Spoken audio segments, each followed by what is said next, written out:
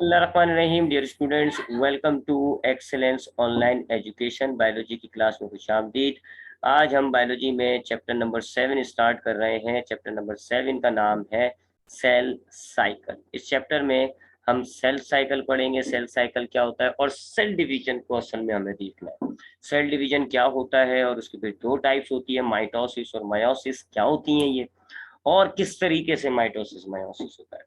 एक चैप्टर में जिसका नाम था रिप्रोडक्शन, मैंने आपको वहाँ थोड़ा सा माइटोसिस मायोसिस के हवाले से थोड़ा सा आपको बताया भी था, लेकिन और मैंने साथ साथ ये भी कहा था कि आगे बकायदा एक पूरा चैप्टर आएगा जिसमें हमें ये दोनों जो सेल डिवीजन की टाइप होती है, माइटोसिस मायोसिस, उनको हम डिटेल्स में देखेंगे। तो ये वो चैप्टर है जिसमें हमने माइटोसिस मायोसिस को डिटेल में देखना है। तो चैप्टर का नाम है सेल साइकिल। सेल साइकिल के हवाले से तो बाद में बात करेंगे, सबसे पहले थोड़ा सा सेल डिवीजन के बारे में बात करते हैं। इस चैप्टर को स्टार्ट करने में, सेल साइकिल को पढ़ने में जो असल चीज हमें चाहिए होगी, सेल डिवीजन समझना। सेल डिवीजन क्या होता है? सेल डिवीजन क्या है जी? एक ऐसा प्रोसेस होता है, आपने सेल थ्योरी पढ़ी होगी कि सेल थ्योरी में जो है वो शेल्डन और शॉन ने दो पॉइंट्स लगाए हुए थे। पहला पॉइंट था कि जी all living organisms are made up of cell, और दूसरा पॉइंट था cell is the structural and functional unit of living organism. उसके बाद रुडोल्फ विर्चू आया था। रुडोल्फ विर्चू आए थे जी, एक साइंटिस्ट थे, रुडोल्फ विर्चू। उन्होंने सेल डिवीजन में एक नया पॉइंट का इजाफा किया था। नया पॉइंट क्या था?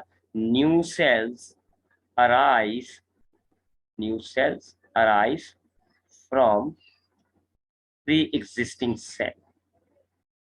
ये बड़ा काम का पॉइंट था इनका कि जो हमारी बॉडी में एक लिविंग ऑर्गेनिज्म में जो नए सेल्स होते हैं वो कहाँ से आते हैं? पहले से मौजूद सेल्स। प्री एग्जिस्टिंग सेल्स का मतलब होता है जो पहले से मौजूद सेल्स हैं उन्हीं से आते हैं, और उनसे जो आते हैं जिस तरीके से आते हैं उसको आप कहते हो सेल डिवीजन। सेल डिवीजन क्या है कि आपके पास एक पहले से मौजूद सेल होगा, एक प्री एग्जिस्टिंग सेल होगा, ये उसका न्यूक्लियस है। ये अपने आप को तोड़ देगा, अपने आप को तोड़ के नए सेल्स बनाएगा। ये अपने आप को तोड़ देगा। अगर एक दफा तोड़ेगा तो जाहिर बात है दो सेल्स बन जाएंगे जी, एक ये रहा सेल और एक ये रहा। इसको आप कहते हैं cell division, breaking down of pre existing cell to form new cells. ये आपके पास पहले से मौजूद सेल है, इसने अपने आप को ब्रेक किया और दो अदद नए सेल्स बन गए। ठीक है जी, इस प्रोसेस को आप कहते हैं सेल डिवीजन। इस प्रोसेस के जरिए हमारी बॉडी में नए सेल्स बनते हैं, पुराने सेल्स खत्म हो जाते हैं, नए सेल्स बनते रहते हैं। इस प्रोसेस को आप कहते हैं सेल डिवीजन। अब इसमें ये जो सेल होता है, जो प्री एग्जिस्टिंग सेल है, जो पहले से मौजूद सेल है, इसको हम कहते हैं पेरेंट सेल। और ये जो नए सेल्स बन रहे होते हैं, न्यू सेल्स, इनको हम कहते हैं डॉटर सेल्स। ठीक है जी, तो सेल डिवीजन क्या है? A process in which parent cell divide to form daughter cells. एक ऐसा प्रोसेस जिसके जरिए पेरेंट सेल अपने आप को तकसीम कर देगा, तोड़ देगा और नए डॉटर सेल्स बनाएगा। इस प्रोसेस को आप कहते हैं सेल डिवीजन। अब सेल डिवीजन की हमारे पास दो टाइप्स होती है, types of cell division. Living organism में जो सेल डिवीजन होता है वो दो किस्म का होता है जी। ठीक है जी, दो किस्म का होता है लिविंग ऑर्गेनिज्म में सेल डिवीजन। एक कहलाता है माइटोसिस और एक कहलाता है मायोसिस। जरा इनको डिफरेंस के एंगल से देखेंगे तो ज्यादा मुनासिब रहेगा, क्योंकि इनके डिफरेंस भी इंपॉर्टेंट होते हैं काफी, लिहाजा इनको हम डिफरेंस के एतबार से देखेंगे। तो सेल डिवीजन मैंने आपको बता दिया जी, एक ऐसा प्रोसेस जिसके जरिए हमारी बॉडी में मौजूद जो पहले से सेल्स होते हैं, जिनको हम प्री एग्जिस्टिंग सेल्स कहते हैं, पेरेंट सेल्स कहते हैं, वो अपने आप को डिवाइड कर देते हैं, तोड़ देते हैं अपने आप को और नए सेल्स बना देते हैं। That process is called cell division. Living organism में दो तरह का सेल डिवीजन पाया जाता है, एक कहलाता है माइटोसिस, एक कहलाता है मायोसिस। अब सबसे पहले बात करते हैं माइटोसिस की। माइटोसिस में क्या होता है जी? पहली बात, माइटोसिस में एक पेरेंट सेल होगा आपके पास। ये एक पेरेंट सेल है, ये उसका न्यूक्लियस है। ये अपने आप को डिवाइड करेगा और दो डॉटर सेल्स बनते हैं। एक ये डॉटर सेल बन गया और एक ये डॉटर सेल बन जाएगा। यानी एक ही दफा बस अपने आप को बीच में से समझ लें आप काट दिया और दो हिस्सों में तकसीम हो गया। जैसे अगर आपके पास एक कीनू है, आप उसको बीच में से काट दें तो एक कीनू दो हिस्सों में तकसीम हो जाता है। एक आपके पास बर्गर है, आपने उसको बीच में से एक दफा काटा तो वो एक बर्गर दो हिस्सों में तकसीम हो गया। बिल्कुल इसी तरीके से माइटोसिस में एक हमारे पास पेरेंट सेल होता है और वो डिवाइड होकर दो डॉटर सेल्स बन जाते हैं। ये इसकी पहली बात है जी, हमारे पास एक पेरेंट सेल होगा और वो कितने डॉटर सेल्स बनाएगा जी एक वक्त में? दो डॉटर सेल्स बनाएगा, 2 डॉटर सेल्स। इसको हम कहते हैं माइटोसिस। ठीक है जी, पहली बात। दूसरी बात, माइटोसिस में अगर पेरेंट सेल में जितने भी क्रोमोसोम्स होते हैं, डॉटर सेल्स में भी उतने ही क्रोमोसोम्स रहते हैं, सेम नंबर ऑफ क्रोमोसोम्स जाते हैं। यानी अगर फॉर एग्जांपल हमारे पास पेरेंट सेल के अंदर 46 क्रोमोसोम्स हैं, तो ये दोनों डॉटर सेल्स के अंदर भी क्रोमोसोम्स कितने होंगे? 46। और इसमें भी कितने होंगे? 46। जितने पेरेंट सेल में क्रोमोसोम्स होंगे उतने ही डॉटर सेल्स में क्रोमोसोम्स जाते हैं। Number of chromosomes would be same, ये हम लिख देते हैं, number of chromosomes will remain same, will remain same। यानी अगर आपके पास एक पेरेंट सेल के अंदर सपोज करें 10 क्रोमोसोम्स हैं, तो दोनों डॉटर सेल्स में भी 10-10 होंगे। 20 हैं तो दोनों डॉटर सेल्स में भी 20 होंगे। इंसान के अगर इंसान के सेल्स में माइटोसिस होता है तो इंसान के एक सेल में 46 क्रोमोसोम्स होते हैं। तो जो डॉटर सेल्स बनेंगे उनके अंदर भी 46 क्रोमोसोम्स होते हैं। ये माइटोसिस जिन सेल्स में होता है वो डिप्लॉइड सेल्स होते हैं जी, 2n उनमें क्रोमोसोम्स होते हैं। तो ये जो तो डॉटर सेल्स बनेंगे ये भी डिप्लॉइड ही कहलाएंगे, इनमें भी क्रोमोसोम्स पेरेंट जैसे 2n ही रहेंगे। ये दूसरी बात हो गई। तीसरी बात, ये कहाँ होता है? थर्ड पॉइंट, कहाँ होता है जी हमारी बॉडी के अंदर? तो ये होता है जी in somatic cells. Somatic cells भी मैं आपको पिछले 2-3 चैप्टरों में कई दफा बता चुका हूँ। आपकी पूरी बॉडी जिन सेल से बनी हुई होती है उनको आप कहते हो सोमैटिक सेल्स। यानी कि आपके सर, आपके दिमाग, हाथ पैर, खाल, हड्डी, गोश्त, टिश्यू, इनमें जितने भी आपके पास ये जो मस्कुलर सेल्स होते हैं, एपिथेलियल सेल्स होते हैं, न्यूरॉन्स होते हैं, they all are somatic cells. Somatic cells को क्या है? जिनसे आपकी पूरी बॉडी फॉर्म हुई होती है, और इनमें ये माइटोसिस हो रहा होता है। ठीक है जी। और इसका फंक्शन क्या होता है माइटोसिस का? ये चौथा डिफरेंस होगा। इसका फंक्शन होगा जी growth, development and repairing. Growth, development और रिपेयरिंग। ग्रोथ और डेवलपमेंट के बारे में हम पढ़ चुके हैं जी। ग्रोथ का मतलब होता है जी कि साइज में इजाफा होगा। यानी हम अगर अभी 2 फीट के हैं तो 10-12 साल बाद हमारा कद बढ़ जाएगा, हम साइज में इंक्रीज हो जाएंगे, हमारी लंबाई भी बढ़ती है, हमारी चौड़ाई भी बढ़ती है। इसको आप कहते हो ग्रोथ। ग्रोथ के अंदर माइटोसिस यूज करता है सेल। यानी आपके अगर आप छोटे से हैं जी, सपोज करें आप ये हैं जी छोटे से हैं, तो आपकी बॉडी के अंदर जाहिर बात है सेल्स की तादाद कम होगी। सपोज करें कि आपकी बॉडी के अंदर 2 बिलियन सेल्स मौजूद है, तो आपकी ग्रोथ के नतीजे में क्या होगा? आपका साइज बढ़ जाएगा। आपका जब साइज बढ़ेगा तो जाहिर बात है सेल्स की तादाद भी बढ़ जाएगी। अब आपकी बॉडी में 2 बिलियन सेल्स नहीं होंगे, अब आपकी बॉडी में काफी होंगे जी सेल्स। सपोज कर लें 200 बिलियन सेल्स हो गए। तो ये आप देख रहे हो नए सेल्स बने, 200 बिलियन सेल्स जो हुए हैं, ये जो न्यू सेल्स बने, ये कौन से प्रोसेस से बने होंगे? माइटोसिस से बने होंगे। सोमैटिक सेल्स में माइटोसिस हो रहा होता है। आपकी आंख में सारे सोमैटिक सेल्स ने अपने आप को डिवाइड कर करके माइटोसिस के जरिए अपनी तादाद को बढ़ाया और आपको ग्रोथ दी। सिमिलरली डेवलपमेंट भी हम पढ़ चुके हैं जी। डेवलपमेंट क्या होता है कि ये जो हमारे पास जाइगोट होता है, ये पूरा डेवलपमेंट के प्रोसीजर से गुजर के एक छोटा सा ऑर्गेनिज्म बन जाता है। इसको हम कहते हैं डेवलपमेंट। तो यहाँ जाइगोट ये जो अपने आप को डिवाइड कर करके एक सेल का होता है जी, एक सेल है जाइगोट, अपने आप को उसने एक मल्टी सेलुलर ऑर्गेनिजम्स में कन्वर्ट किया। This process is called development. और डेवलपमेंट में भी जाइगोट माइटोसिस को यूज करेगा। और रिपेयरिंग से मुराद क्या होता है? अगर हम देखते हैं जी हमारी कोई चोट वोट लग जाती है, खाल वाल उखड़ जाती है, हमारी कहीं चोट लगी, हमारी एक्सीडेंट हुआ सपोज करें, तो हमारी खाल का छोटा सा टुकड़ा कट गया। हम देखते हैं जी कुछ अरसे बाद हमारी वो खाल वापिस आ जाती है। इसका मतलब है हमने अपने उस बॉडी पार्ट को रिपेयर कर दिया। तो अब यहाँ ये जो नई खाल बनी है ये माइटोसिस से बनी है। इसी तरीके से हमारे बहुत सारे सेल्स जो हैं वो मरते रहते हैं, उनके मरने के बाद नए सेल्स बनते हैं और उनको रिप्लेस कर देते हैं। हमारे हमारे रेड ब्लड सेल्स जो होते हैं 120 दिन बाद मर जाते हैं, तो वो जो जब मरेंगे तो उनके बाद कुछ नए रेड ब्लड सेल्स जो है उनकी जगह ले लेंगे। तो ये जो न्यू सेल्स बन रहे हैं, ये जो रिपेयरिंग हो रही है, ये सब माइटोसिस के जरिए होती है। सो ये तो हो गया जी पहली टाइप माइटोसिस। माइटोसिस में क्या होता है जी? पहली बात, एक पेरेंट सेल डिवाइड होकर 2 डॉटर सेल्स बनाता है। दूसरी बात, दोनों डॉटर सेल्स में जो क्रोमोसोम्स की तादाद है वो सेम होती है, किसके? पेरेंट्स के बराबर होती है, पेरेंट सेल के बराबर होती है। आपकी बॉडी के तमाम सोमैटिक सेल्स माइटोसिस के जरिए अपने आप को डिवाइड करते हैं।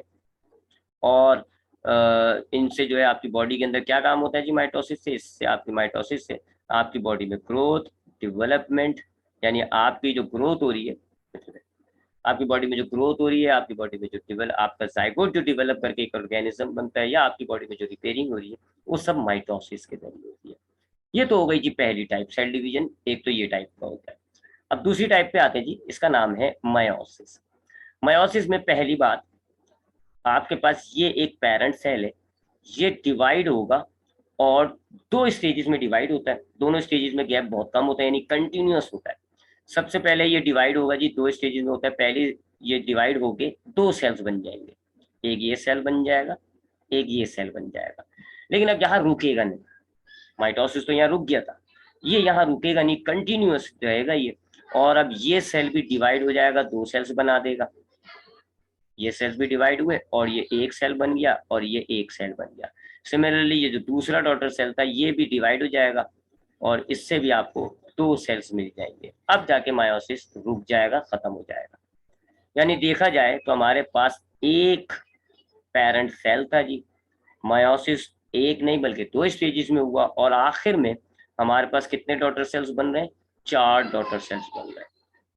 ये पहली बात होती है मायोसिस में, पहला फर्क है। पेरेंट माइटोसिस में क्या हुआ था?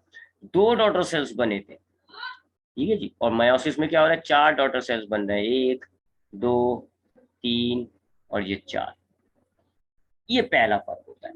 फर्क आपको नजर आ रहा है? माइटोसिस में 2 सेल्स आखिर में हासिल हो रहे हैं, 2 डॉटर सेल्स, मायोसिस में 4। दूसरा फर्क क्या होता है जी? Chromosomes, number of chromosomes reduce to half. Number of chromosomes reduce to half. इसका मतलब क्या है जी? अगर आपके पास पेरेंट सेल के अंदर, सपोज कर लें इंसान का था ये सेल, तो उसके अंदर 46 क्रोमोसोम्स होंगे। तो ये जो आखिर में आपके पास डॉटर सेल्स बने हैं ना, ये 4 जो डॉटर सेल्स बनेंगे, ये जो 4 डॉटर सेल्स बनेंगे, इन चारों में क्रोमोसोम्स की तादाद पेरेंट से हाफ होती है। यानी 46 का हाफ क्या होता है? 23 होता है। तो इन चारों डॉटर सेल्स में 23 क्रोमोसोम्स होंगे। क्रोमोसोम्स की तादाद फिक्स नहीं रही बल्कि आधी हो गई। ये दूसरा है। यहाँ क्या था? क्रोमोसोम्स फिक्स थे, जितने पेरेंट्स में थे उतने ही डॉटर सेल में। यहाँ क्या हुआ? क्रोमोसोम्स की तादाद आधी हो गई है। पेरेंट सेल में अगर 46 क्रोमोसोम्स थे, चारों डॉटर सेल्स में 33 क्रोमोसोम्स जाएंगे। अगर पेरेंट सेल में 10 क्रोमोसोम्स थे, तो चारों जो डॉटर सेल्स हैं उनमें 5-5 क्रोमोसोम्स जाएंगे, आधे हो जाते हैं। फिर तीसरी बात, आप इसको अगर हम हिप्लॉइड डिप्लॉइड में बोले तो हमारे पास ये तो 46 वाले को तो हम डिप्लॉइड कहते हैं। अब चूंकि यहाँ आधे हो गए तो इसका मतलब इनको हम कहेंगे हैप्लॉइड। हैप्लॉइड सेल्स आते हैं जी, डॉटर सेल्स जो होते हैं वो हैप्लॉइड होते हैं। फिर तीसरा जी कहाँ होता है ये? इन जर्म सेल्स। इन जर्म सेल्स। ये भी मैं आपको बता चुका हूँ जी कि हमारी बॉडी में 2 तरह के सेल्स होते हैं। एक तो होते हैं सोमैटिक सेल्स, जिनसे आपकी पूरी बॉडी बनी हुई होती है, सर से लेके पैर तक एक एक टिश्यू आपका बना हुआ होता है जी, जर्म्स सोमैटिक सेल से। लेकिन फिर आपके पास बॉडी में खास ऑर्गन होता है जिसको आप कहते हो गॉनेड्स। मेल में टेस्टिस होते हैं, फीमेल में ओवरीज होती है। उन गॉनेड्स में जो है खास किस्म के सेल्स होते हैं जिनको आप कहते हो जर्म सेल्स। खास ऐसे एतबार से नहीं है कि इनके अंदर क्रोमोसोम्स जो है वो कुछ मसला है, नहीं जी, क्रोमोसोम्स इसमें 46 ही होते हैं। जर्म सेल्स में क्रोमोसोम सोमैटिक की तरह 46 भी होते हैं। बस फर्क यह है कि ये जर्म सेल्स बाकी तमाम सोमैटिक सेल्स की तरह माइटोसिस नहीं करते, ये मायोसिस करते हैं। और इनसे फिर आपको 4 जो है वो डॉटर सेल्स हासिल होते हैं, जिनको हम कहते हैं गैमेट्स। ठीक है, तो ये जर्म सेल्स में होता है बस सिर्फ इनसाइड गॉनेट। कहाँ हो रहा है ये? इनसाइड गॉनेट्स में होता है ये। इनसाइड गॉनेट्स, गॉनेट्स के अंदर होता है ये। और कौन से सेल्स हैं जी गॉनेट्स के अंदर? जर्म सेल्स हैं जो मायोसिस करेंगे। मायोसिस करके ये जो 4 डॉटर सेल्स बनाते हैं उनको आप कहते हो गैमेट्स। ये इनका काम होता है, gametes formation, sexual reproduction. Gametes formation, sexual reproduction. अब ये मायोसिस, ये जो गॉनेट्स के अंदर जर्म सेल्स हैं ये मायोसिस करेंगे, तो जो 4 डॉटर सेल्स तैयार होते हैं उनको हम कहते हैं गैमेट्स। और फिर ये गैमेट जो है अपने, ये मेल गैमेट है तो फीमेल गैमेट से, फीमेल गैमेट है तो मेल गैमेट से, ये फर्टिलाइज होकर जाइगोट बनाता है।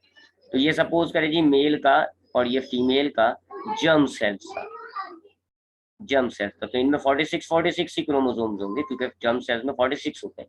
लेकिन मायोसिस करके ये 4 गैमेट्स बना देंगे। मैं एक एक ले लेता हूँ।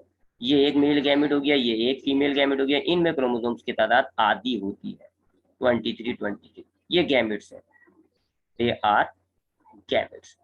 फिर हमने पढ़ा है जी कि ये गैमेट्स फर्टिलाइज हो जाते हैं जी, ये दोनों गैमेट्स मिल जाएंगे, एक बड़ा सा सेल बनता है जिसको आप कहते हो जाइगोट, और जाइगोट के अंदर क्रोमोसोम्स की तादाद 23 यानी 46 जर्म सेल्स के बराबर हो जाएगी। अब ये जाइगोट फिर माइटोसिस के जरिए पूरे एक ऑर्गेनिज्म में डेवलप हो जाएगा। तो यहाँ हुई है जी मायोसिस, यहाँ पर मायोसिस, जबकि यहाँ माइटोसिस ही होगा क्योंकि ये डेवलपमेंट है। ठीक है जी। तो ये होते हैं दो टाइप थे हमारे पास सेल डिवीजन। तो सेल डिवीजन मैंने आपको बता दिया और इसकी दो टाइप्स जो है माइटोसिस मायोसिस दोनों बता दिए। अब आते हैं जी, अब चैप्टर का नाम जो है सेल साइकिल, उसकी तरफ आते हैं। What is cell cycle? Cycle से हमें पता है जी, साइकिल हमारे यहाँ जो है कहा जाता है उन चीज़ों को जो कि इस इनिशियल स्टेजेस पर वापस आ जाती है। मिसाल के तौर पे आप जो है वो ट्रैवल कर रहे हैं, आप ए पॉइंट से घूमना शुरू करते हैं जी, ए पॉइंट से आप बी पॉइंट पर गए, बी से आप सी पर गए, फिर सी से आप डी पर गए, और फिर डी से वापस आप ए पर आ गए, तो हम कहेंगे आपकी जर्नी साइकिल में थी। क्यों साइकिल में थी? क्योंकि आपकी जिस जो इनिशियल स्टेट थी वही फाइनल स्टेट हो गई, जो आपका इनिशियल मकाम था ए, वही आपका फाइनल मकाम हो गया। यानी चीज अगर घूम कर वापस अपने इनिशियल स्टेजेस पर आ जाती है, उसको हम कह रहे होते हैं साइकिल। ये तो हो गया जी साइकिल जो होती है जी, हमने कई दफा पढ़ा है जी, बायोलॉजी में भी हमने देखा हुआ होता है साइकिल्स क्या होती है जी, carbon cycle, nitrogen cycle. Cell cycle क्या है? सेल साइकिल क्या है जी? पूरे सेल की एक जिंदगी कह लो आप। एक नया सेल बनेगा आपके पास, एक न्यू सेल फॉर्म होगा आपके पास, माइटोसिस मायोसिस किसी भी तरीके से आप लगा लो। हम यहाँ जरा माइटोसिस की साइकिल को ज्यादा फोकस करेंगे। तो माइटोसिस के जरिए एक नया सेल बना। अब ये पहले थोड़ा सा मैच्योर होगा, थोड़ा सा मैच्योर होगा, बड़ा होगा, इसका साइज इंक्रीज हो जाएगा, इसमें मेटाबॉलिज्म स्टार्ट हो जाएंगे, इसके अंदर एंजाइम्स बन जाएंगे, ये रेडी हो जाएगा जी, बड़ा हो जाएगा। फिर ये अपने आप को करेगा जी सेल डिवाइड, सेल डिवीजन के प्रोसेस से गुजरेगा, यानी कि ये अपने आप को डिवाइड कर लेगा जी। डिवाइड करने के बाद इसका क्या होगा? हम जानते हैं जी, सेल जब डिवाइड होता है तो पेरेंट सेल तो खत्म हो जाता है, पर डॉटर सेल्स बनते हैं, है ना। दोनों, चाहे माइटोसिस ले लो चाहे मायोसिस ले लो, पेरेंट सेल ने तो अपने आप को कुर्बान कर दिया, वो तो गया, उसकी जगह नए सेल्स बनते हैं। तो अब ये जो आपका न्यू सेल था, पहले ये मैच्योर हुआ, इसने जब डिवाइड किया तो ये तो फिनिश हो गया जी, इसमें से आपको नए सेल्स मिलना शुरू हो गए। अब वो नया सेल आ गया जी, उस वाले पेरेंट सेल की लाइफ साइकिल खत्म हो गई, अब एक नए सेल की लाइफ साइकिल शुरू हो गई। तो ये जो पूरा आपके पास प्रोसीजर है, इसको आप कह रहे हो सेल साइकिल। वो चेंजेस जो एक नए सेल्स में आती हैं, पहले वो अपने आप को मैच्योर करेगा, फिर वो अपने आप को डिवाइड करेगा और एक नया सेल बनाएगा, इसको आप कहते हो सेल साइकिल। अब सेल साइकिल के अंदर कौन कौन सी स्टेजेस होती है, जरा इसको देख लेते हैं। ये हमने सेल साइकिल तो देख लिया, अब जरा इसको और डिटेल में देखते हैं। तो हमारे पास सेल साइकिल स्टार्ट होती है जी फ्रॉम द न्यू सेल। अब ये मेरे पास एक न्यू सेल है, ये मेरे पास एक न्यू सेल है जी, बिल्कुल एक बेहतरीन सा नया सा सेल है, न्यू सेल। अब ये छोटा साइज का है, इसके अंदर ऑर्गेनल्स की तादाद भी मजेदार नहीं है, अभी इसने मेटाबॉलिज्म भी स्टार्ट नहीं किया वगैरह वगैरह। अब ये अपने आप को पहले तो जो है जी, ये अपने आप को थोड़ा सा मैच्योर स्टेज में लाएगा, अपने आप को मैच्योर करेगा, बड़ा हो जाएगा, जरा एंजाइम्स वगैरह बन जाएंगे, और ये देखें साइज भी इसका मैंने इंक्रीज कर दिया है, रेडी हो गया जी, एंजाइम्स बना लिए, मेटाबॉलिज्म शुरू कर दिया जी, जीन्स को रीड करना भी शुरू कर दिया, सब काम कर दिया। अब उसके बाद ये मैच्योर सेल क्या करेगा? अपने आप को सेल डिवाइड करने की तरफ जाएगा, सेल डिवाइड करेगा और इससे आपको दो नए सेल्स मिल जाएंगे जी, एक ये नया सेल हो जाएगा, एक ये नया सेल हो जाएगा। ओरिजिनल तो खत्म हो गया जी, और ये दो नए सेल्स आ गए। अब इस वाले नए सेल की अपनी साइकिल शुरू हो जाएगी, इसकी अपनी साइकिल शुरू हो जाएगी। तो इसको हम कह रहे होते हैं सेल साइकिल। अब सेल साइकिल में कौन कौन सी स्टेजेस आती हैं? ये हमारे पास जो पूरी एक सेल की साइकिल होती है उसको हम दो हिस्सों में डिवाइड करते हैं, दो स्टेजेस में। तो ये मैं जरा बड़ी सी सेल साइकिल बना लेता हूँ, ये जी, यहाँ से हम इसको दो स्टेजेस में डिवाइड करते हैं। यहाँ पर हमारे पास है नया सेल, यहाँ आ गया जी हमारे पास एक न्यू सेल। अब इसको हम दो स्टेजेस में डिवाइड करेंगे जी,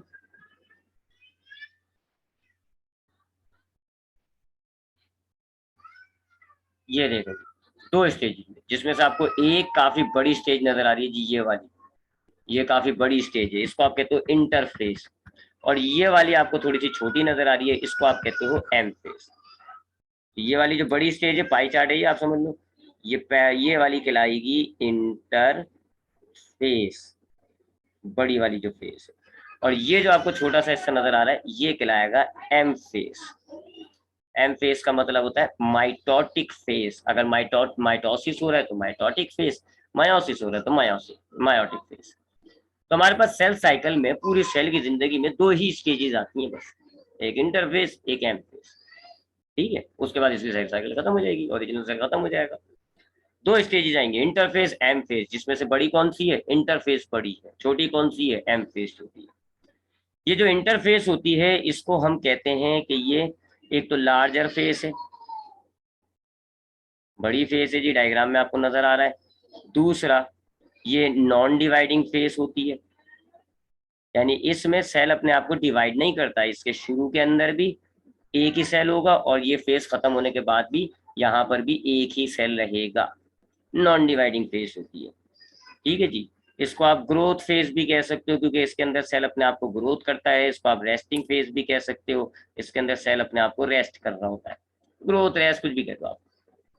अब ये जो इंटरफेस है इसको हम फिर तीन छोटे छोटे हिस्सों में डिवाइड करते हैं, ठीक है। जब मैं इसको डॉटेड लाइन से डिवाइड कर देता हूँ, एक ये हिस्सा हो गया, ये पहला हिस्सा हो गया, फिर एक ये आप कह लो जी, ये इसका दूसरा स्टेज हो गया, और ये इसकी थर्ड सब स्टेज हो गई।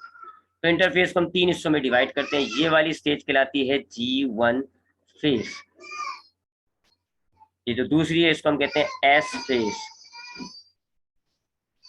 और ये जो तीसरी है इसको हम कहते हैं G2 फेज।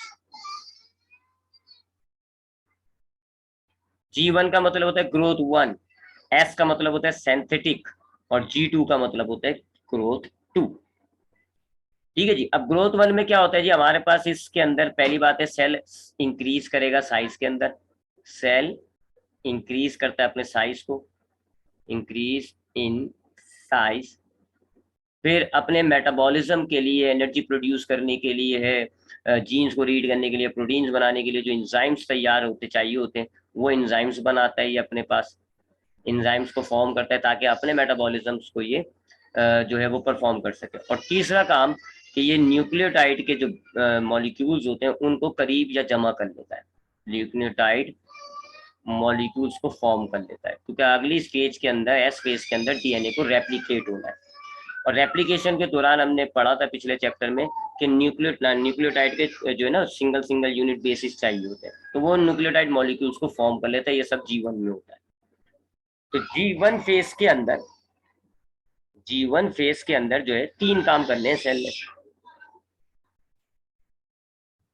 वन में तीन काम किए जी सेल ने। एक, सेल का साइज बढ़ेगा, इंजाइम्स बनाएगा, न्यूक्लियोटाइड्स को रेडी कर देगा। यहाँ पर G1 के खत्म होने पर हमारे पास जो सेल होता है वो थोड़ा सा लार्जर साइज में होता है, इंजाइम्स वगैरह भी होते हैं, मेटाबॉलिज्म भी कर रहा है, एनर्जी भी प्रोड्यूस कर रहा है, और डीएनए की रेप्लिकेशन के लिए उसने अपने पास न्यूक्लियोटाइड्स को जमा भी कर लिया।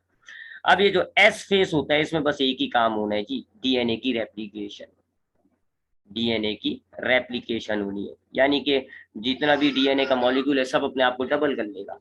और हमने पिछले चैप्टर में रेप्लिकेशन का प्रोसेस भी पढ़ा है, वॉटसन क्रिक मॉडल से जो हमने पढ़ा था। और हमने ये भी देखा था कि हमारे पास एक डीएनए की चेन जो है वो फॉर्म क्वाइल होकर क्रोमोसोम बनती है। तो अब डीएनए ने अपने आप को रेप्लिकेट कर लिया, तो इसका मतलब है अब ये दोनों जब ये डीएनए की चेन्स क्वाइल होंगी तो अब हमारे पास क्रोमोसोम सिस्टर क्रोमोसोम्स होंगे, रेप्लिकेटेड क्रोमोसोम्स हो जाएंगे। यानी हमारे पास जो क्रोमोसोम्स की तादाद है ना वो एस फेज में डबल हो गई है लिहाज से। 46 क्रोमोसोम्स थे, 46 जीन्स के 46 क्रोमोसोम्स थे, लेकिन अब यहाँ डीएनए ने रेप्लिकेशन कर दी, यानी 92 डीएनए की चेंज हो गई है। जब वो क्वाइल करेंगे तो 92 क्रोमोसोम्स बनेंगे हमारे पास। ये हो गया S2 फेज। तो एस फेज, सिंथेटिक फेज में बस यही काम होता है जी, डीएनए अपने आप को रेप्लिकेट करता है। उसके बाद ये जो G2 फेज है इसको आप कहते हो ग्रोथ 2 फेज। इसके अंदर ये वो इंजाइम्स बनाएगा जो इसको डिवीजन में चाहिए होते हैं, एंजाइम्स फॉर्म करेगा, लेकिन कौन से एंजाइम्स फॉर्म करेगा, जो इसको आगे की फेज सेल डिवीजन के दौरान जो चाहिए होंगे वो एंजाइम्स फॉर्म करेगा। साथ साथ सेल डिवीजन के लिए जो उसको काफी एनर्जी की जरूरत होती है, तो वो उस एनर्जी को भी एक्यूमुलेट कर लेगा अपने पास, एटीपी के मॉलिक्यूल्स बना के अपने पास जो है वो एनर्जी को एक्यूमुलेट कर लेगा, जमा कर लेगा। और अब ये रेडी हो गया जी डिवीजन के लिए। तो अब यहाँ पर ये जो सेल है ये थोड़ा बड़ा साइज का है, इसने अपने पास एनर्जी भी स्टोर कर ली, अपने पास एंजाइम्स भी स्टोर कर लिए, डीएनए को भी रेप्लिकेट करना कर चुका है। तो ये हो गया जी हमारे पास इंटरफेस। इंटरफेस में बस यही काम होता है, देख लिया आपने, बड़ा फेस है, डिवाइड नहीं हुआ है, ग्रोथ की है जी इसमें। अब आपका आता है जी एम फेज। एम फेज हमारे पास दो हिस्सों में डिवाइड होगा। अब ये एम फेज जो है, पहले इस एम फेज की कैरेक्टरिस्टिक बता दूं मैं आपको। एम फेज डिवाइडिंग फेज है, यानी यहाँ सेल अपने आप को डिवाइड करके, माइटोसिस की बात कर रहे हैं तो दो डॉटर सेल्स बन जाएंगे, ठीक है, अभी हम सिर्फ माइटोसिस की सेल साइकिल देख रहे हैं। तो एम्फिसिक डिवाइडिंग फेज, इसका मतलब है यहाँ सेल अपने आप को डिवाइड करेगा, पेरेंट सेल खत्म हो जाएगा, नए सेल्स बन जाएंगे, सेल साइकिल खत्म हो जाएगी। ठीक है, अब ये जो डिवाइडिंग फेज होता है इसको हम दो हिस्सों में डिवाइड करते हैं ऐसे।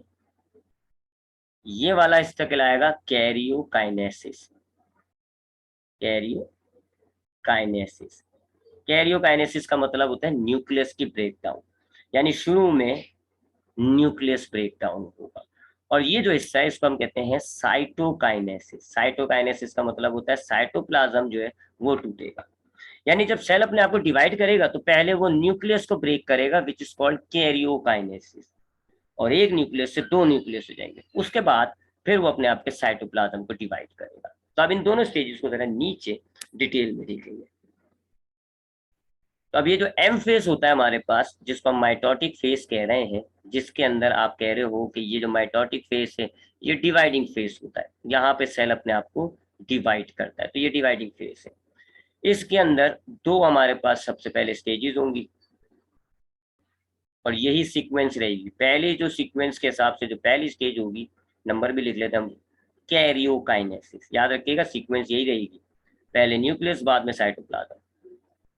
पहले कैरियोकाइनेसिस होगी और जैसे कैरियोकाइनेसिस फिनिश हो जाता है तो फिर सेकंड स्टेज शुरू हो जाएगी जिसको आप कहोगे साइटोकाइनेसिस।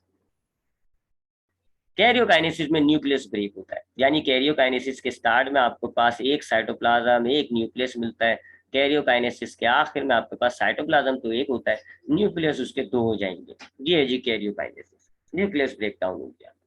उसके बाद साइटोकाइनेसिस शुरू होगी। साइटोकाइनेसिस में आपके पास ऐसा सेल होगा जिसके पास साइटोप्लाज्म एक है, न्यूक्लियस दो है।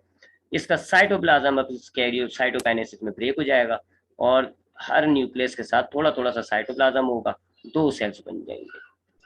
तो दो हिस्सों में आपकी डिवीजन होगी, पहले न्यूक्लियस ब्रेक होगा बाद में साइटोप्लाज्म। अब ये जो न्यूक्लियस का ब्रेकडाउन है इट इज कॉम्प्लिकेटेड, ये थोड़ा मुश्किल होता है। वजह ये है कि इसके अंदर क्रोमोसोम्स हैं, इक्वल क्रोमोसोम्स की तादाद जानी चाहिए। तो कैरियोकाइनेसिस को हम फिर चार स्टेजेस में डिवाइड करते हैं। ये जो कैरियोकाइनेसिस है ना, इसको हम चार स्टेजेस में डिवाइड करेंगे। पहली स्टेज कहलाएगी प्रोफेस, दूसरी स्टेज कहलाएगी मेटाफेस, तीसरी स्टेज कहलाएगी एनाफेस और चौथी स्टेज कहलाएगी टीलोफेस। तो ये चार स्टेजेस के अंदर आपका कैरियोकाइनेसिस होगा। तरतीब यही रहेगी, तरतीब आगे पीछे नहीं होगी। यानी जब सेल ने अपने न्यूक्लियस को डिवाइड करना होता है तो सबसे पहले वो करता है प्रोफेस, फिर करता है मेटाफेस, फिर उसके बाद करता है एनाफेस। मैंने ये एनअप लिख दिया है, ये पी नहीं है। अच्छा हाँ सही तो है, एनाफेस मैं एनअप समझ रहा हूँ। तो जब अपने सेल अपने आप को डिवाइड करना शुरू करेगा तो सबसे पहले वो अपने न्यूक्लियस को ब्रेक डाउन करेगा। अब जब वो न्यूक्लियस को ब्रेक डाउन करेगा तो सबसे पहले वो करेगा प्रोफेस, फिर मेटाफेस, फिर एनाफेस, फिर टीलोफेस। टीलोफेस के बाद उसके दो न्यूक्लियस हो जाएंगे, हम कहेंगे कैरियोकाइनेसिस कंप्लीट हो गई, और फिर वो जाएगा साइटोकाइनेसिस की तरफ। तो अब इन तीनों चारों स्टेजेस ऑफ प्लस साइटोकाइनेसिस को देखते हैं कि इनके अंदर क्या क्या होता है। सबसे पहले हम बात करते हैं प्रोफेस की। प्रोफेस, अब प्रोफेज के अंदर होता क्या है जी, ये आपके पास सेल है जी, ये आपके पास है जी न्यूक्लियस। शुरू के अंदर जो है यहाँ पे क्रोमेटिन फाइबर्स होते हैं, हमने पढ़ा था पिछले चैप्टर के अंदर के ये कंडेंस हो जाएंगे और क्रोमोसोम्स की शक्ल में आ जाएंगे। तो सबसे पहले कंडेंसेशन होगी जी, ये क्रोमोसोम्स की शक्ल में आ जाएंगे और ये जो क्रोमोसोम्स आएंगे ये सिस्टर क्रोमोसोम्स होंगे, यानी रेप्लिकेटेड हुए थे। ठीक है, तो हम यहाँ पर अपनी आसानी के लिए दो क्रोमोसोम वाला सेल, चले चार क्रोमोसोम वाला सेल ले लेते हैं, ऐसा सेल जिसमें चार क्रोमोसोम्स होंगे। ठीक है जी, तो अब यहाँ पे जो चार क्रोमोसोम्स आपको नजर आएंगे वो ऐसे रेप्लिकेटेड नजर आएंगे। ठीक है जी, ये रेप्लिकेटेड क्रोमोसोम हम पिछले चैप्टर में पढ़ चुके हैं। ये चार क्रोमोसोम्स वाला सेल ले रहा हूं मैं, माइटोसिस हो रहा है तो डॉटर सेल्स में भी चार क्रोमोसोम्स ही रहेंगे। तो सबसे पहले हमारे पास प्रोफेज के स्टार्ट में हमारे पास जो क्रोमोसोम्स होते हैं वो क्रोमोसोम्स नहीं होते हैं असल में, वो क्रोमेटिन फाइबर्स होते हैं, लेकिन रेप्लिकेट हुए हुए होते हैं। एस फेज के अंदर वो रेप्लिकेट हो चुके हैं। शुरू में ये कंडेंस होंगे और क्रोमोसोम्स की हालत में आ जाएंगे और आपको चार सिस्टर क्रोमोसोम्स मिल रहा है। उसके बाद क्या होगा जी, आपके पास जो है वो न्यूक्लियस जो है वो न्यूक्लियस की जो मेम्ब्रेन है ना वो खत्म हो जाती है, ब्रेक डाउन हो जाती है। ये जो न्यूक्लियस की मेम्ब्रेन है ये खत्म हो जाएगी, साथ साथ न्यूक्लियस भी मौजूद होता है जो राइबोसोम्स बनाता है वो भी गायब हो जाएगा। ये न्यूक्लियस की मेम्ब्रेन और न्यूक्लियस दोनों गायब हो जाएंगे, सिर्फ आपके पास साइटोप्लाज्म में आप समझ लें ये क्रोमोसोम सस्पेंड कर रहे होंगे। ठीक है जी। फिर यहाँ पर आपके पास एनिमल सेल में यहाँ एक ऑर्गेनल होता है जिसको आप कहते हो सेंट्रोइल्स, ये ब्रेक हो जाता है जी और दो टुकड़े हो जाएंगे, एक इधर जाएगा एक इधर जाएगा, तो दो सेंट्रोइल्स यहाँ पर और यहाँ पर पहुंच जाएंगे। फिर यहाँ से इनमें फाइबर्स निकलना शुरू होते हैं जी, ये फाइबर्स कहलाएंगे स्पाइंडल फाइबर्स, ये फाइबर्स निकलते हैं जी। ठीक है जी। इनमें से अगर प्लांट सेल्स होता है तो उनमें सेंट्रोइड्स नहीं होते, तो फाइबर्स जो है वो बस हमारे पास स्पाइनल फाइबर्स निकलते हैं साइटोप्लाज्म की जो माइक्रोट्यूब्यूल्स होती है वहां से। यहाँ पर आपकी पहली स्टेज खत्म हो जाती है, प्रोफेज। प्रोफेज में दो तीन काम हुए। पहला काम क्या हुआ है, क्रोमेटिन फाइबर्स कंडेंस होकर क्रोमोसोम्स बन गए। दूसरा काम क्या हुआ है जी, न्यूक्लियस की मेम्ब्रेन और जो न्यूक्लियस है वो डिसअपियर हो गया है। और तीसरा काम क्या हुआ है जी कि क्रोमोसोम्स जो है वो जो सेंट्रोइड्स हैं वो ब्रेक हो गए जी, और अब वो किनारों पर चले गए और फाइबर्स बनाना शुरू कर दिए। अब दूसरी स्टेज आती है जी, इसके बाद फौरन से दूसरी स्टेज हो जाएगी शुरू, उसको आप कहते हो मेटाफेज। मेटाफेज में क्या होता है जी कि ये आपके पास वही सेल है, ये जो आपके फाइबर्स निकल रहे थे, अब ये फाइबर्स जो है इन क्रोमोसोम से अटैच होंगे। ये जो फाइबर्स निकल रहे थे ना, ये क्रोमोसोम से अटैच हो जाएंगे जी ऐसे। मैं बना देता हूँ, ये आपके फाइबर जो है वो क्रोमोसोम से अटैच हो गए। हर क्रोमोसोम से दो फाइबर अटैच होंगे, एक एक सेंट्रोइड से आ रहा होगा, एक एक सेंट्रोइड से आ रहा होगा। देख लें आप, एक जो है वो इस ऊपर वाले सेंट्रोइड से आ रहा है, एक जो है वो नीचे सेंट्रोइड से आ रहा है। पहली बात, ईच क्रोमोसोम जो है हर एक एक जो सिस्टर क्रोमोसोम है वो दो फाइबर से कनेक्ट होगा, दोनों फ्रॉम द अपोजिट पोल्स। एक बात। दूसरी बात, हमने पढ़ा है कि हमारे पास जो क्रोमोसोम है उसके अंदर सेंटर में होता है सेंट्रोमेयर, और उसके अंदर एक प्रोटीन होता है काइनेटोकोर। तो काइनेटोकोर प्रोटीन से ये फाइबर्स अटैच होते हैं। अब जैसे अटैचमेंट हो जाती है तो ये जो हमारे पास क्रोमोसोम्स है ये अपने आप को अलाइन करते हैं, बिल्कुल सेंटर इक्वेटोरियल जो लाइन होती है, यानी कह लो आप सेल की जो सेंटर होगा ना उसमें अपने आप को अरेंज कर लेंगे ऐसे। ठीक है जी, ये देख लें, सारे क्रोमोसोम्स ने अपने आप को इक्वेटोरियल प्लेन के अंदर एक लाइन के अंदर अपने आप को अरेंज कर लिया जी, एक तरतीब में आ गए। ये है जी बस छोटी सी मेटाफेज, ये है जी मेटाफेज। उसके बाद तीसरी स्टेज शुरू होती है जिसको हम कहते हैं एनाफेज। अब तीसरी स्टेज शुरू होगी जिसको आप कहोगे एनाफेज। एनाफेज में अब ये जो आपके क्रोमोज ये जो आपके फाइबर्स है ना, ये अब कॉन्ट्रैक्ट होना शुरू हो जाएंगे। मैं पहले बना लेता हूँ।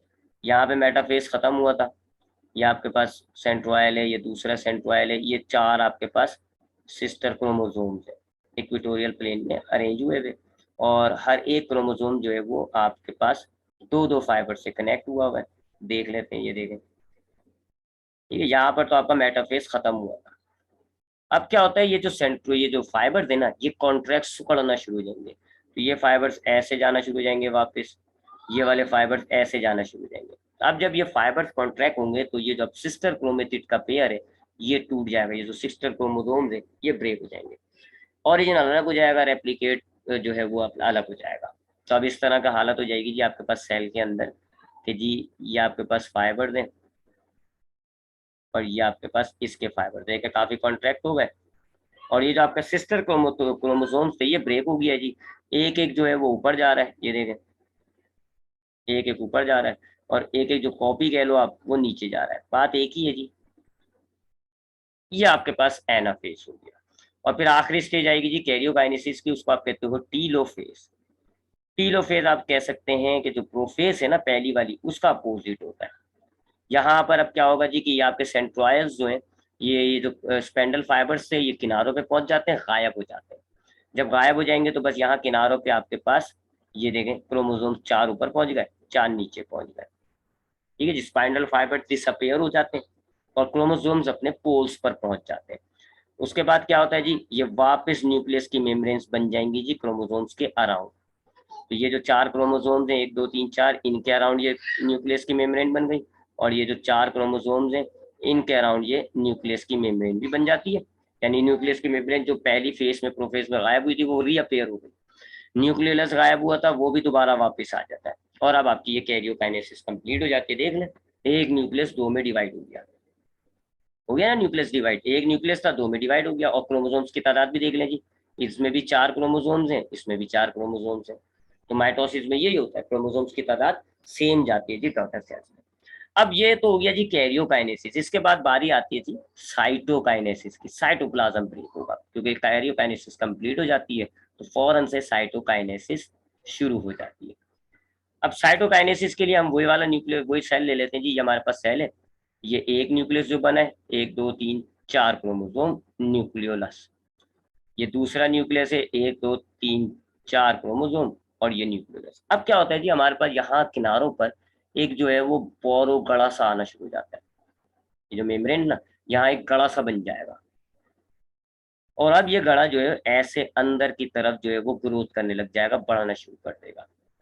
क्या होगा जी हमारे पास, ये ऐसे हो जाएगा गड़ा थोड़ी देर बाद, ऐसे। ठीक है जी, ये न्यूक्लियस है।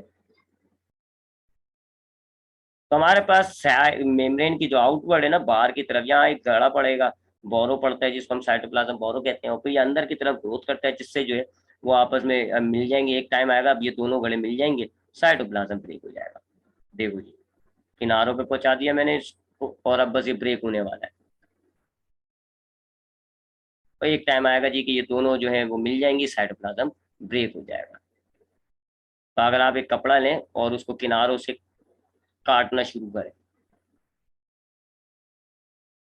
ठीक है जी, आप एक कपड़ा लेते हैं, उसको किनारे से एक यहाँ से काटना शुरू करें, एक यहाँ से काटना शुरू करें, तो क्या होता है, आपके ये जो कटिंग है ना दोनों साइड की, ये आहिस्ता आहिस्ता बीच की तरफ बढ़ना शुरू होती है, बढ़ना शुरू होती है। एक टाइम आता है ये दोनों कटिंग्स मिल जाएंगी और आपका कपड़ा दो हिस्सों में डिवाइड हो जाएगा। तो ये यहाँ हुआ है, साइटोकाइनेसिस कंप्लीट हो जाती है। तो ये हो गया जी माइटोसिस की पूरी सेल साइकिल। हमने देख लिया इंटरफेस किस तरह हुई, फिर एम फेज देखा, एम फेज में जो कैरियोकाइनेसिस है, साइटोकाइनेसिस है, वो भी देख लिया। और इनके जो चारों फेज हैं, प्रोफेज, मेटाफेज, एनाफेज, टीलोफेज, उनको भी हमने देख लिया। अब हम बात करते हैं जी मायोसिस की सेल साइकिल की। मायोसिस की जो सेल साइकिल, ये तो हमने माइटोसिस की सेल साइकिल पढ़ी थी, अब हम मायोसिस की सेल साइकिल देखते हैं। अब मायोसिस की सेल साइकिल भी भाई बिल्कुल वही है जी, मामला शुरुआती मामला तो वही है। ठीक है जी, सबसे पहले हमारे पास ये क्या है, ये है हमारे पास इंटरफेस। वही इंटरफेस जिसके अंदर हमारे पास तीन स्टेजेस होंगी जी। ये हो जाएगी G1, ये हो जाएगी S, और ये हो जाएगी G2। और काम इनमें वही होता है। G1 के अंदर हमारे पास सेल जो है वो ग्रोथ करेगा, एंजाइम्स बनाएगा, मेटाबॉलिज्म करेगा, न्यूक्लियोटाइड्स को एक्यूमुलेट करेगा। एस फेज के अंदर क्रोमोसोम जो है अपने आप को रेप्लिकेट कर लेंगे, और G2 के अंदर यानी डीएनए रेप्लिकेट्स कर लेंगे, और G2 के अंदर सेल डिवीजन में जो एंजाइम्स चाहिए होते हैं वो फॉर्म होंगे, एनर्जी एक्यूमुलेट होगी, and now it is ready for sale division. लेकिन अब यहाँ पर जो एम फेज होता है वो दो होंगे, यहाँ पे, यहाँ दो होंगे, हमने पढ़ा है ना दो डिवीजन। यहाँ दो हिस्सों में एम फेज को हम डिवाइड करेंगे। ये कहलाएगी एम फेज 1, और ये कहलाएगी एम फेज 2। इसको आप मायोसिस 1 भी कहते हैं, मायोसिस 2 भी कहते हैं। दोनों के अंदर वही पांचों stages, prophase, metaphase, anaphase, telophase, cytokinesis, दोनों में। तब जरा मैं ये नीचे ड्रॉ करता हूँ। तो हमारे पास मायोसिस में दो डिवीजन हो रही है। ठीक है जी, मैं यहाँ लिख देता हूँ, डिवीजन इन मायोसिस। हमारे पास मायोसिस में दो डिवीजन्स हो रही हैं जी। पहली डिवीजन को आप क्या कह रहे हो, मायोसिस 1, मायोसिस 1। और दूसरी डिवीजन को आप क्या कहोगे, मायोसिस 2, मायोसिस 2। अब दोनों डिवीजन में वही काम होंगे जी जो अभी हमने पढ़े। यानी मायोसिस 1 की आप बात करें तो मायोसिस 1 में जो है पहले क्या होगा, पहले होगा कैरियोकाइनेसिस, और फिर क्या होगा, साइटोकाइनेसिस। पहले कैरियोकाइनेसिस होगा, उसके बाद साइटोकाइनेसिस होगा। और वही बात है जी, कैरियोकाइनेसिस में आपको चार फेसिस मिलेंगी, प्रोफेस, मेटाफेस, एनाफेस, और टीलोफेस। वही चारों फेसिस आपको मिलेंगी। बिल्कुल इसी तरीके से मायोसिस 2 भी होगा। मायोसिस 2 में भी आपके पास पहले क्या होगा, न्यूक्लियस का ब्रेकडाउन होगा जिसको आप कहोगे कैरियोकाइनेसिस। फिर आपके पास क्या होगा जी, साइटोप्लाज्म का ब्रेकडाउन होगा जिसको आप कहोगे साइटोकाइनेसिस। फिर वही बात है जी, न्यूक्लियस का ब्रेकडाउन थोड़ा सा कॉम्प्लिकेटेड होता है, तो ये इसको 4 स्टेजेस में होंगी, प्रोफेस, मेटाफेस, एनाफेस और टीलोफेस। ठीक है जी। अब चूंकि यहाँ पे दो दो आ रहे हैं तो हम यहाँ पे डिविजन्स के हिसाब से नाम रख देते हैं। इसको हम कहते हैं प्रोफेस 1, मेटाफेस 1, एनाफेस 1, टी 2 लिख दे रहे हैं, एनाफेस 1 और टीलोफेस 1।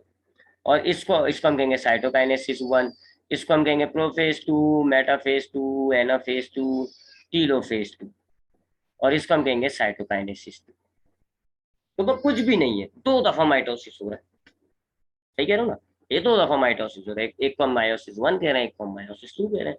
वही 2 दफा प्रोफेस, 2 दफा एनाफेस, 2 दफा मेटाफेस, 2 दफा telophase, साइटोकाइनेस, everything is twice, double हो रहा है, तभी तो वो एक सेल से 4 सेल बनेगा। बस फर्क होगा जी इस पर, यहाँ फर्क होगा इस पे, ये थोड़ा सा डिटेल में देखना होगा, अदरवाइज बाकी सब वही है। ये मेटाफेज में क्या होगा, वही क्रोमोसोम्स जो है वो फाइबर से अटैच हो जाएंगे और अलाइन कर लेंगे इक्वेटोरियल प्लेन में। यहाँ पे क्या होगा, क्रोमोसोम्स कॉन्ट्रैक्ट करेंगे, पेयर टूट जाएगा। यहाँ क्या होगा, न्यूक्लियस की मेम्ब्रेन वापस आ जाएगी, 2 न्यूक्लियस बन जाएंगे। यहाँ क्या होगा, साइटोप्लाज्म ब्रेक हो जाएगा।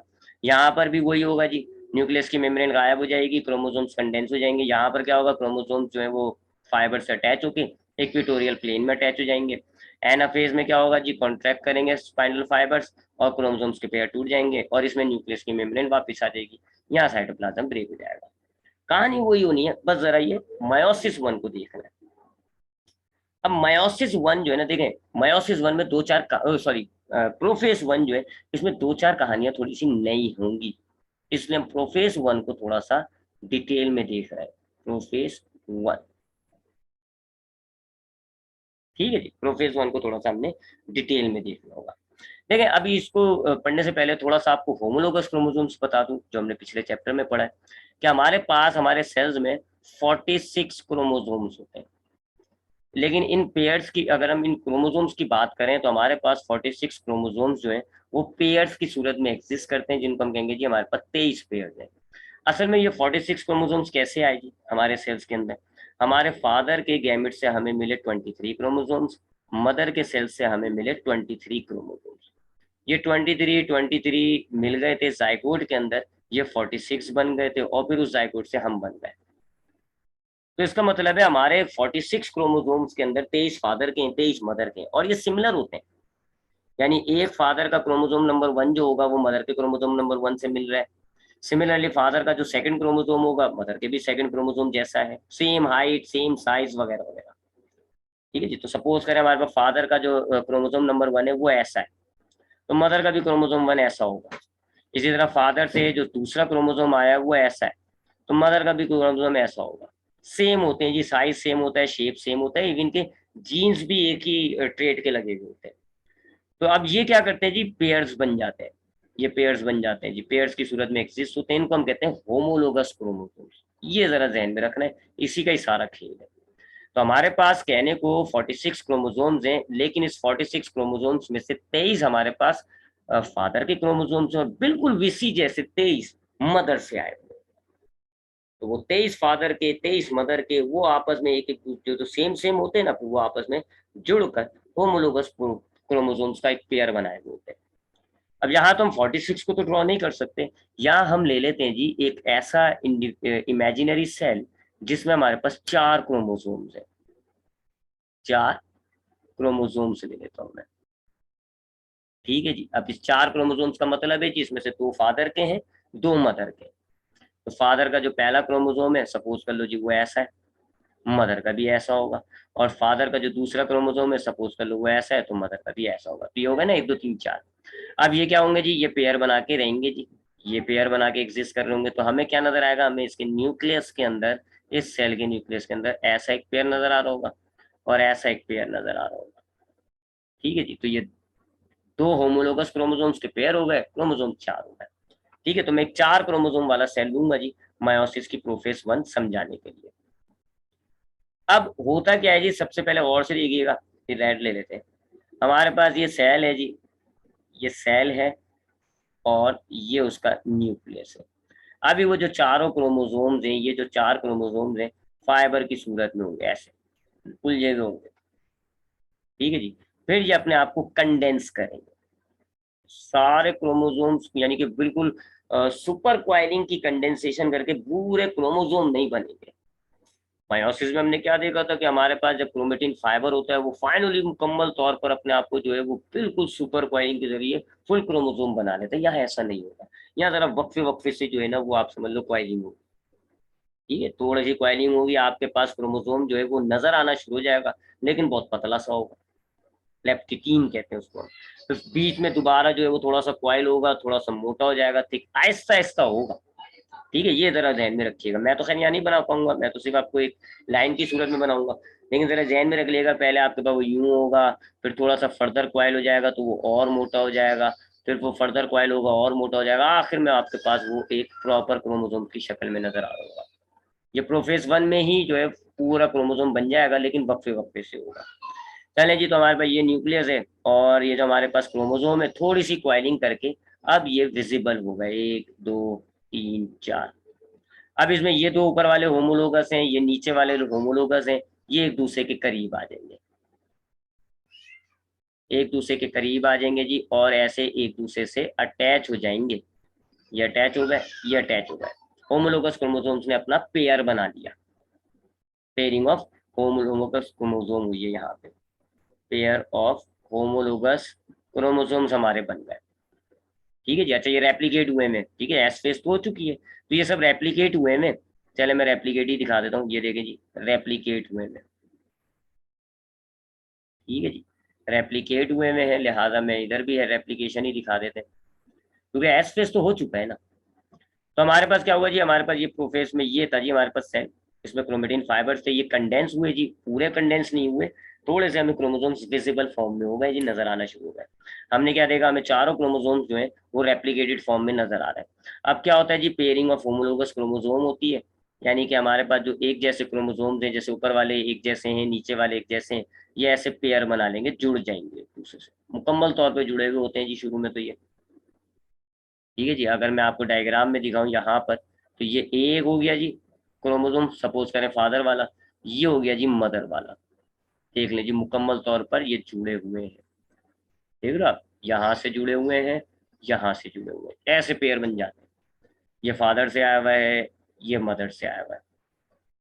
फिर ये अलग होने की कोशिश करते हैं जी, दोबारा थोड़े थोड़े से अलग भी हो जाते हैं, कुछ पॉइंट्स पर ये जुड़े रहेंगे, कुछ पॉइंट्स पर ये जुड़े रहेंगे। यानी कि आप यूं समझ लो जी, ऐसे मैं आपको दिखा दूंगा, ये देखें जी, ऐसे अलग तो हो गए, लेकिन कहीं पे जुड़े हुए हैं। ठीक है जी। तो अब यहाँ पर अगर इस डायग्राम में मैं दिखाना चाहूँ आपको, तो ये देखें जी, ऐसे ऊपर से अलग हो गए, कुछ पॉइंट्स पर ये जो है वो अटैच रहते हैं। मैंने आपको दिखा दिया जी, वो ये पॉइंट है, यहाँ पर ये भी अटैच है। इन पॉइंट्स को हम कहते हैं चिस्मेटा। और अब चिस्मेटा के अंदर क्या होगा जी, ये अपने सेगमेंट्स को रिप्लेस कर लेंगे, यानी कि ये जो है अभी किसका है, मदर वाले क्रोमोसोम का है, ये अभी किसका है, फादर वाले क्रोमोसोम्स का, ये पलट जाएगा, ये अपने सेगमेंट्स को चेंज कर लेंगे, इसको आप कहते हो क्रॉसिंग होगा। तो अब यहाँ पर क्या होगा जी, चिस्मेटा भी फॉर्म हो गया, चिस्मेटा भी फॉर्म हो जाता है, और फिर जो है वो क्रॉसिंग ओवर करेंगे, ये क्रॉसिंग ओवर कर लेंगे ये। क्रॉसिंग ओवर के नतीजे में क्या होता है जी, कि एक एक क्रोमोसोम्स के अंदर थोड़ा सा जो है वो जेनेटिक रिकॉम्बिनेशन हो जाती है, नए नए जीन्स बनना शुरू हो जाते हैं। अब ये आपके पास बस इसी फॉर्म में ही रहेंगे जी, यहाँ पर आपकी प्रोफेस 1 खत्म हो जाएगी। ठीक है जी, ये देखा अटैच है, ये है जी प्रोफेस 1। इसकी ये 4 5 स्टेजेस हैं जी, लैप्टोटीन, जाइगोटीन, पैचिटिन, डिप्लोटीन और डाइकाइनेसिस। ठीक है जी, लैप्टोटीन, ये लैप्टोटीन है, फिर ये जाइगोटीन है जी, जिसके अंदर पेयर बनते हैं, इसको आप कहते हो जाइगोटीन, लैप्टोटीन, जाइगोटीन। फिर ये होती है पैचिटीन, जिसके अंदर जो है वो हमारे पास पैचिटीन, जिसके अंदर हमारे पास होमोलोगस क्रोमोसोम सेपरेट तो हो जाते हैं, लेकिन कुछ जगहों पे वो जुड़े रहते हैं, जिसको आप कहते हो चिस्मेटा। फिर उसके बाद लैप्टोटीन, जाइगोटीन, पैचिटीन, फिर ये होता है डिप्लोटीन, जिसके अंदर का साइटोकाइनेसिस, वो क्रॉसिंग ओवर होता है, डिप्लोटीन। और उसके बाद फिर आखिर के अंदर जो है, जब ये अपने सेगमेंट वगैरह रिप्लेस कर देंगे, तो बस फिर ये होमोलोगस क्रोमोसोम्स ऐसे एक दूसरे से बस एक पर्टिकुलर पॉइंट पर जुड़े रहेंगे, बाकी अलग अलग रहेंगे ऐसे। ठीक है जी। ये इसको आप कहते हैं डायकाइनेसिस। न्यूक्लियस की मेम्ब्रेन गायब हो जाएगी। अब मैं यहाँ पे मिटा नहीं रहा, बस ये समझ में लग रही है कि इस न्यूक्लियस की मेम्ब्रेन गायब हो जाती है डायकाइनेसिस के अंदर। ये हुआ है जी प्रोसेस, इसमें प्रोफेस बनने। बाकी फिर बाकी साइटोकाइनेसिस प्रोफेस के बाद जो है ना फेस, टीलोफेस वगैरह वो सब ऐसा ही है। अब ये जो आपके पास होमोलोगस क्रोमोसोम का पेयर जुड़ा हुआ है, ये जुड़ा हुआ है, ठीक है जी, ये ऐसे अटैच हो जाएगा एक फाइबर से, ये ऐसे अटैच हो जाएगा एक फाइबर से। ये क्या होगी, ये मेटाफेज होगी। उसके बाद एनाफेज होती है, एनाफेज में ब्रेक होगा, तो अब ये होमोलोगस क्रोमोसोम अब अलग अलग हो गए। एक सेट जो है वो ऊपर जा रहा है, एक सेट जो है वो नीचे जा रहा है। इसी तरह यहाँ पर भी अलग अलग होगा, एक ऊपर जा रहा है एक नीचे जा रहा है। फिर जब किनारे पे बच जाएंगे तो दो न्यूक्लियस बन जाएंगे, एक में ये क्रोमोसोम्स के सेट होंगे, एक न्यूक्लियस में ये क्रोमोसोम्स के सेट होंगे। देखें क्रोमोसोम्स आते हो गए, कितने से शुरू किया था हमने, यहाँ देखें चार।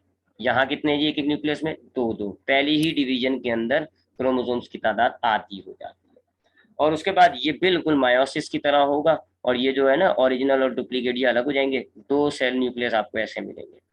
इसी तरह इसमें भी होगा जी, दो न्यूक्लियस आपको ऐसे मिल जाएंगे। तो अब मायोसिस बिल्कुल प्रो माइटोसिस की तरह होती है, इसकी ये सारी स्टेजेस एक जैसी होती हैं, बस सिर्फ जिस स्टेज में फर्क था वो मैंने आपको बता दिया। ठीक है जी। तो यहाँ पर जो है हमारा तकरीबन चैप्टर खत्म हो जाएगा इंशाल्लाह। जो एक तो छोटे छोटे से टॉपिक है इंशाल्लाह उसको हम नेक्स्ट क्लास में कवर कर लेंगे। ख्याल रखिएगा अपना, अल्लाह हाफिज़।